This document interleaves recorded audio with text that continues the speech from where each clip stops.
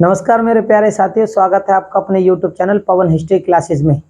साथियों, पिछली वीडियो में हमने पढ़ा था कि प्राचीन भारत पर सर्वप्रथम कौन से विदेशी शासकों ने आक्रमण किया था। तो भारत पर सर्वप्रथम विदेशी आक्रमण ईरान के हकामी वंश ने किया था, जिनके शासक साइरस द्वितीय और दारा द्वितीय थे। सर्वप्रथम ईरानियों ने भारत पर आक्रमण किया था। उसके बाद भारत पर आक्रमण करने वाले जो विदेशी शासक थे वो थे यूनानी शासकों में जो आक्रमण किए थे वो थे सिकंदर यानी अलेक्जेंडर द ग्रेट ने भारत पर आक्रमण किए थे, क्योंकि उनका सपना था विश्व विजेता बनने का। तो सिकंदर के अधीन भारत पर जिस प्रकार आक्रमण किए गए, कौन से रास्ते से किए गए और उस आक्रमण के अंतर्गत सिकंदर ने कौन कौन से राज्य जीते, कौन कौन सी जातियों के संपर्क में आए, कौन कौन सी जातियों से वो लड़े थे, इनके यानी यूनानी आक्रमण के अंतर्गत कौन कौन से महत्वपूर्ण क्वेश्चन जो विदेशी आक्रमणकर्ताओं के अंतर्गत पेपरों में पूछे जाते हैं, तो आज हम उनके बारे में पढ़ेंगे। ईरान के हकामी वंश के बारे में मैंने पिछली वीडियो में जानकारी दी है, आप चाहें तो डिस्क्रिप्शन बॉक्स में जाकर उसे देख सकते हैं। अब जो बातें कर रहे हैं, जो अब हम पढ़ेंगे वो पढ़ेंगे यूनानी आक्रमण यानी सिकंदर के अधीन यूनानी आक्रमण भारत पर किस समय सिकंदर ने आक्रमण किया था। ठीक है, तो और इसके अंतर्गत कौन कौन से महत्वपूर्ण क्वेश्चन पेपरों में पूछे जाते हैं। तो शुरू करते हैं। सिकंदर यानी यूनानी आक्रमण। Topic first, Alexander the great.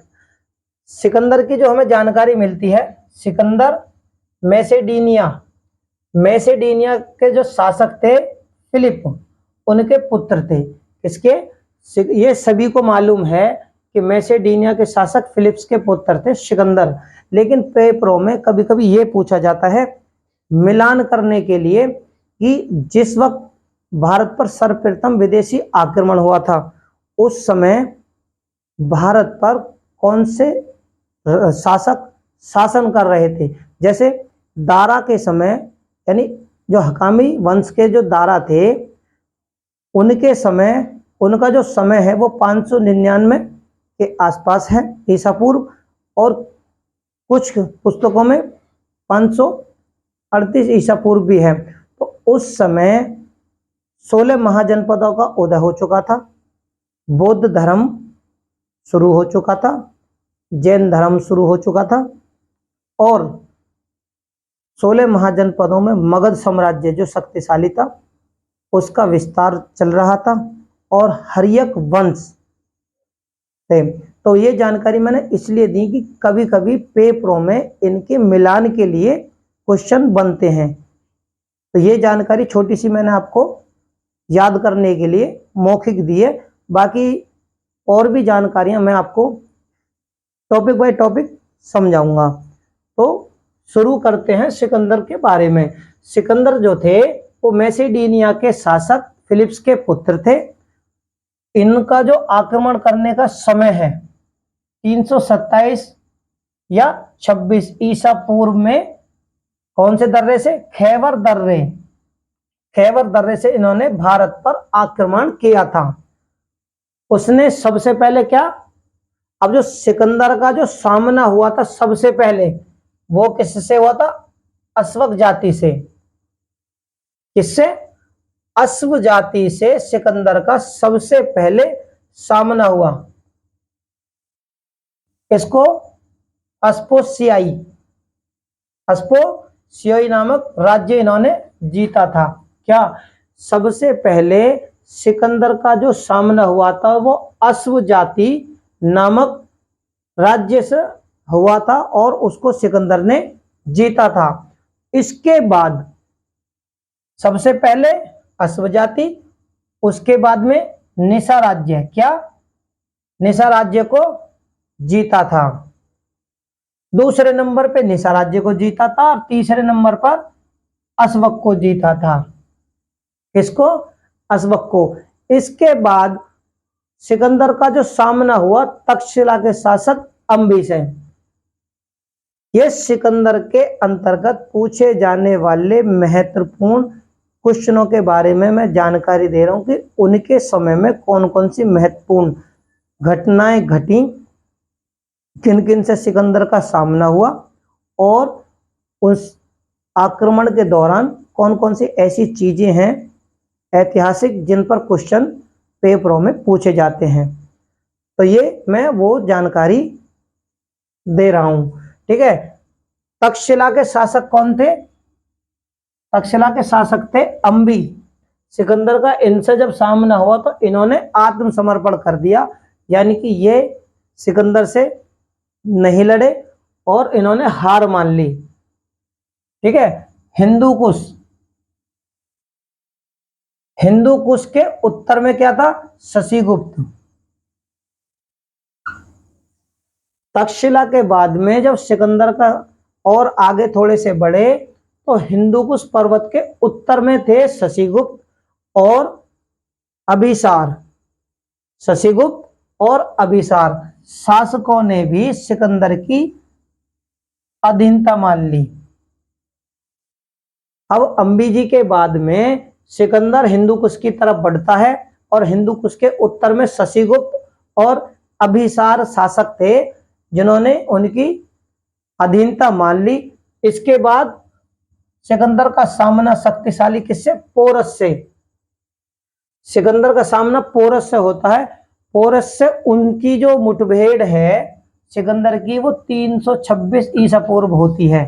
इसकी 326 ईसा पूर्व में होती है। इस युद्ध में पोरस जी हार जाते हैं। क्या? इस युद्ध में पोरस जी की हार होती है। इस युद्ध को हम किस नाम से इतिहास में किस नाम से जाना जाता है? एक तो झेलम और हाइडेस्पीज। क्या? पोरस और सिकंदर के युद्ध को झेलम का युद्ध या हाइडेस्पीज का युद्ध कहते हैं, जो कि इतिहास में मशहूर हुआ। उनका समय पत्तल प्रदेश, पत्तल प्रदेश में जब सिकंदर का अगले समय में सिकंदर के ही युद्ध वाले समय में एक प्रदेश था पत्तल प्रदेश।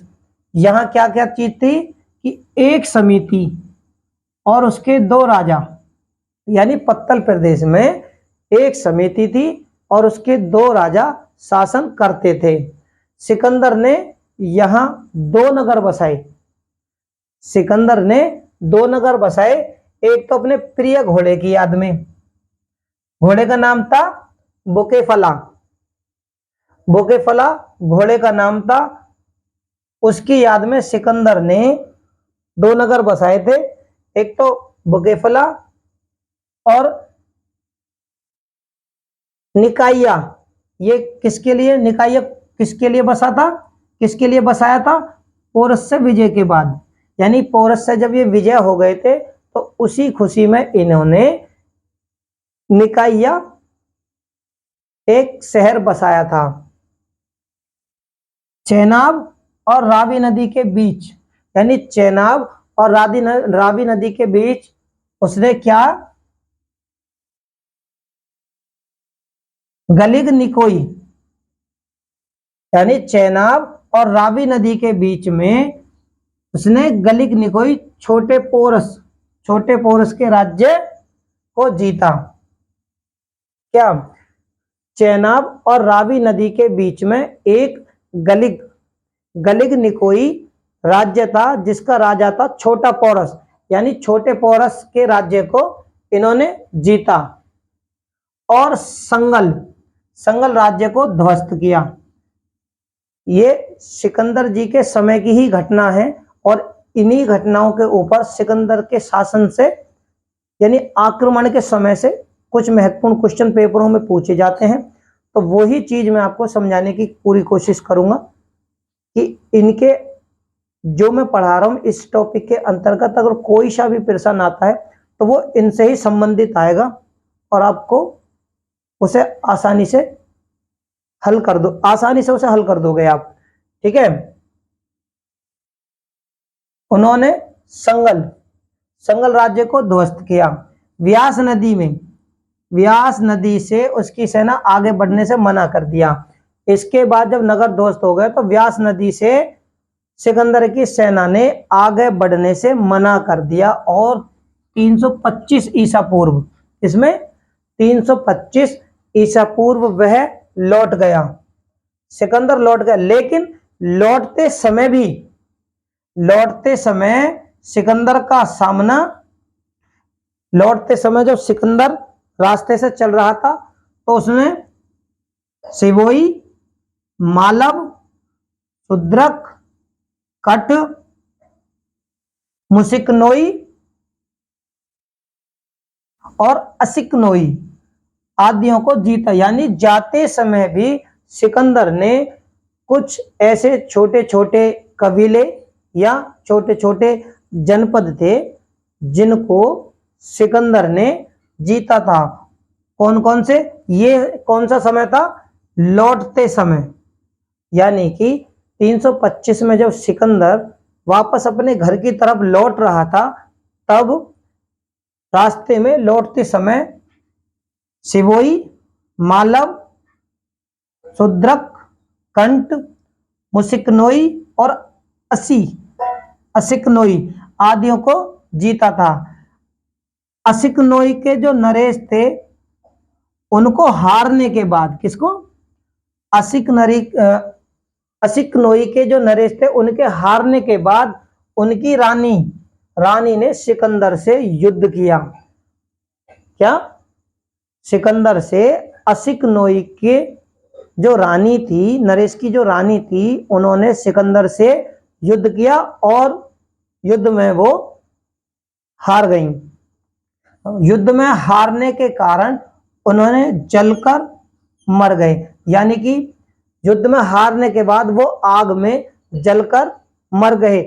जौहर, यह इतिहास में जौहर की पहली लिखित घटना है। क्या? इतिहास में यह पहली लिखित घटना है जौहर की। असिकनोई राजधानी में मसागा, क्या? असिकनोई की राजधानी थी मसागा में सिकंदर ने क्या? 7000 लोगों को घेर लिया। ये अस्सी के नोस राजधानी थी मसागा, जिसमें सिकंदर ने 7000 लोगों को घेर लिया था।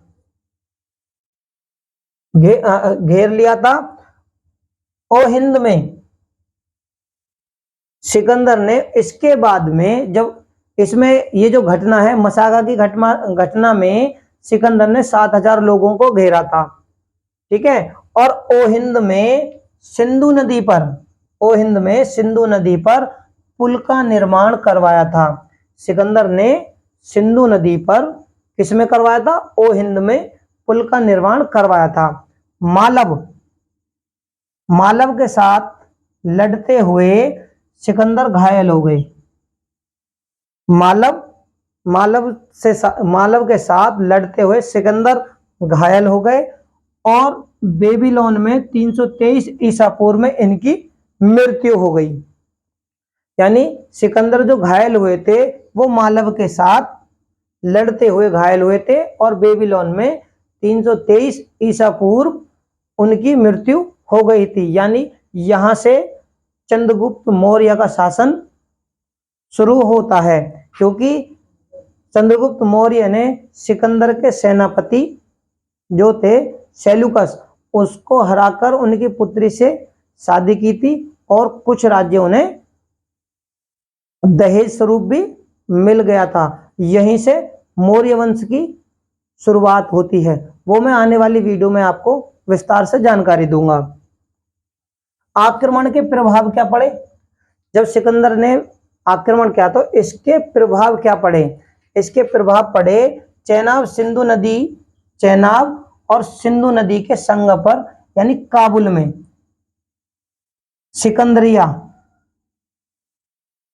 सिकंदरिया और अलेक्जेंड्रिया नगर की स्थापना की। सिकंदर ने चेनाब और सिंधु नदी के संगम पर काबुल में सिकंदरिया और अलेक्जेंड्रिया नगर की स्थापना की। सिकंदर और पोरस युद्ध स्थान पर निकाया नगर, मैंने आपको बताया कि जब पोरस के बाद में पोरस जब हार गए तो इन्होंने पोरस से विजय के बाद में निकाया शहर की स्थापना की थी। ठीक है, उसके बाद भारत और यूनान के मध्य एक जल और 3 स्थल मार्गों का मार्ग खुल गए। यानी इस युद्ध के परिणाम या सिकंदर के भारत आने पर युद्ध के जो प्रभाव पड़े उससे क्या है कि भारत और यूनान के मध्य एक जल व 3 स्थल मार्ग भी खुल गए। उसने निरियाकस को सिंधु और फैरात नदी के मुहाने पर, क्या, निरियाकस सिकंदर के मित्र थे और विद्वान भी थे। क्या, मित्र थे और विद्वान भी थे। इन्होंने सिंधु नदी और फरात नदी के मुहाने पर इनको भेजा था, क्या, बंदरगाहों और जल मार्ग का पता लगाने के लिए। क्या, बंदरगाहों और जल मार्ग का पता लगाने के लिए सिकंदर ने अपने मित्र निरियाकस को भेजा था। निरियाकस एक विद्वान भी थे। ठीक है, 326 ईसा पूर्व, 326 ईसा पूर्व यानी सिकंदर के आक्रमण के बाद भारतीय इतिहास का क्रमबद्ध विवरण मिलता है। अब सिकंदर के साथ कौन कौन से विद्वान आए थे, जो मैंने अभी आपको बताया, निरियाकस ये उनके मित्र भी थे, और अरिस्टोबुल्स और एनीसिक्रिटीज ये विद्वान थे जो भारत आए थे। क्या, ये 3 विद्वान थे जो सिकंदर के साथ, एनसिक्रिटीज, अरिस्टोबुल्स और निरियाकस, ये तीनों विद्वान सिकंदर के साथ भारत आए थे। एनसिक्रिटीज ने सिकंदर की जीवनी लिखी थी। क्या, एनासिक्रिटीज ने सिकंदर की जीवनी लिखी थी। माफ कीजिएगा, निशान लगाने यानी सॉरी डंडा लगाना भूल गया। ठीक है, इन्होंने क्या, जीवनी लिखी थी। और अरिस्टोबुल्स ने हिस्ट्री ऑफ द वॉर लिखी थी। क्या, ये सिकंदर के समय में ही इन विद्वानों ने उनकी जीवनी और पुस्तक लिखी थी, जो इतिहास में हिस्ट्री ऑफ वॉर के नाम से, और इन्होंने उनकी जीवनी लिखी थी, मशहूर थे। तो मेरे प्यारे साथियों, मेरा जो समझाने का तात्पर्य है वो यह है कि सिकंदर के आक्रमण के समय भारत पर जो आक्रमण सिकंदर ने किया था, उस आक्रमण के अंतर्गत कौन कौन सी महत्वपूर्ण घटनाएं घटी, उन्हीं के ऊपर क्वेश्चन पेपरों में पूछे जाते हैं। जैसे उदाहरण के तौर पर अगर मैं आपको बताना चाहूं तो सिकंदर किनके पुत्र थे? फिलिप्स। कहाँ के थे? तो मैसेडोनिया। ठीक है, समय कौन सा था? 326 ईसा पूर्व। कौन से रास्ते से आए थे? तो खैबर दर्रे से। ठीक है, सबसे पहले इनका सामना कौन सी जाति से हुआ? अगर क्वेश्चन में इस तरीके से पूछ लिया जाए कि सबसे पहले इनका सामना कौन सी जाति से, तो अश्व जाति से। दूसरे नंबर पे इन्होंने किसको जीता था? तो निसा राज्य को। तीसरे पे अशवक को। चौथे पे तक्षशिला जो अंबी है। इस तरीके के, जैसे कि सिकंदर और पोरस के युद्ध को किस नाम से जाना जाता है? तो झेलम या हाइडेस्पीज। तो कुछ इस प्रकार से पेपरों में क्वेश्चन पूछे जाते हैं। और अगर उदाहरण की अगर बात करें तो इसी प्रकार से और भी पूछ सकता है कि घोड़े की याद में सिकंदर ने कौन सा शहर बसाया, या पोरस की विजय के बाद में सिकंदर ने कौन सा शहर बसाया, या चेनाब और रावी के बीच में छोटे पोरस कौन सा गिलग निकोई, ये गिलग निकोई राज्य था जिसका राजा था छोटा पोरस। तो ये भी पूछ सकता कौन सी नदी के मध्य में था, या गिलग निकोई कौन कौन सी नदियों के बीच में पड़ता था। क्वेश्चन में कुछ इस प्रकार से पूछते हैं। क्वेश्चन में ये भी पूछ सकते हैं जो एग्जामिनर है कि भाई सिकंदर की सेना ने कौन सी सन में आगे बढ़ने से मना किया और सिकंदर कौन सी सन में वापस अपने घर की तरफ लौटे। तो 325 में वो लौटे थे। लौटते समय कौन कौन से क्रम में अगर आ जाए कि लौटते समय सिकंदर ने कौन कौन सी राज्यों को जीता या जातियों के सब पर, तो ये सिवोई, मालव, शुद्रक, कंठ और मुसिकनोई और असिकनोई जो इन्होंने जीते, ये क्वेश्चनों में इस प्रकार से पूछे जा सकते हैं। जैसे कि सिकंदर की मृत्यु बेबीलोन में 323 में हुई थी। हो सकता है ये पूछ ले एग्जामिनर मसांगा में कितने लोगों को उन्होंने घेरा था, या फिर हो सकता है कि जौहर की पहली लिखित घटना कौन से शासक के समय की है, कौन से आक्रमणकारी के समय की है। पेपरों में इस प्रकार से ही क्वेश्चन पूछे जाते हैं। जो क्वेश्चन पूछे जाएंगे उन्हीं के बारे में जो कि महत्वपूर्ण घटनाएं हैं, यूनानी आक्रमण, सिकंदर के अधीन जो यूनानी आक्रमण हुआ उसके बारे में मैंने आपको जो महत्वपूर्ण चीजें थी उनकी जानकारी आप लोगों तक पहुंचाई। तो मेरे प्यारे साथियों, अगर मेरी वीडियो आपको अच्छी लगे इसे लाइक करें, शेयर करें, मेरे चैनल को सब्सक्राइब करें। इससे ज़्यादा इस टॉपिक से यानी यूनानी आक्रमण से ज़्यादा क्वेश्चन नहीं पूछे जाएंगे और इससे बाहर कुछ भी नहीं आएगा। तो मेरे प्यारे साथियों, मेरे चैनल को लाइक करें, शेयर करें और सब्सक्राइब करें। धन्यवाद।